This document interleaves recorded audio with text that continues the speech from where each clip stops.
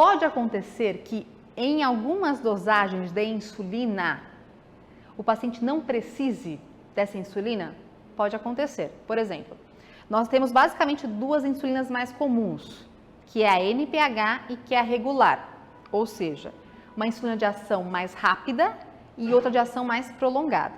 Nós temos vários tipos, na verdade, de similares a isso, mas o que acontece é, insulina de ação longa, ela é injetada de 1 a 2 vezes por dia, para imitar o nosso pâncreas nessa liberação crônica de insulina.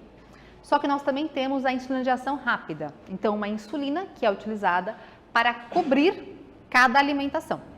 Então, não é verdade? Você comeu carboidrato, a sua insulina foi jogada de monte na corrente sanguínea.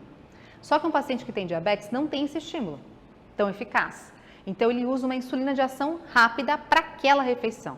Então, almoço, jantar, lanche, ele sempre vai colocar insulina.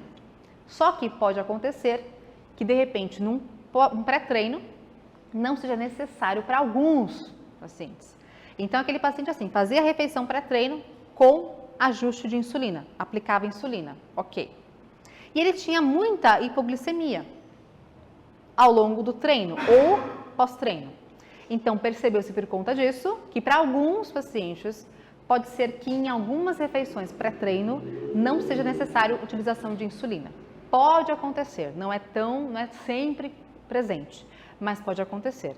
Então, sempre atenção com isso. Um paciente que tem hipoglicemia intratreino ou mais tardia, sempre tenha comunicação com o médico endocrinologista para verificar se de repente a dose tem que ser reduzida ou de repente sem insulina pré-treino. É uma possibilidade, tá? Enfim, pode acontecer. Certo?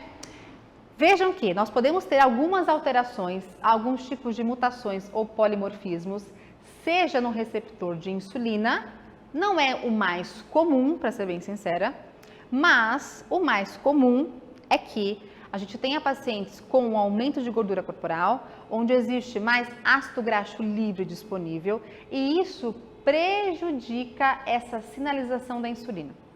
Então, o que acontece? O que é esperado é que a insulina se ligue aqui e ela fosforile o seu receptor para que ele fique ativo. Só que essa fosforilação acontece em aminoácidos chamados de tirosina. É o natural, é o adequado, é o fisiológico. Se o paciente tem muita quantidade de ácido graxo livre na circulação, ele está mais inflamado.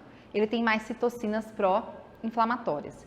E é por conta disso que essa fosforilação acontece em outro aminoácido, que é a serina ou é a treonina.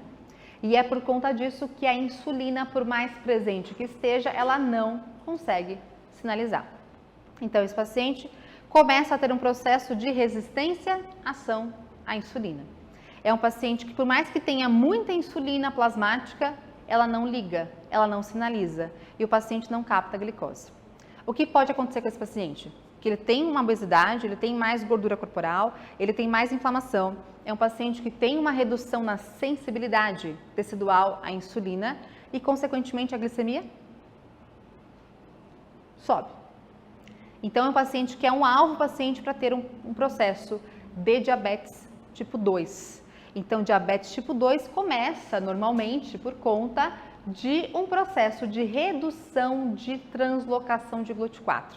É um paciente que tem uma resistência-ação à insulina, por conta de um processo inflamatório, por conta da obesidade presente.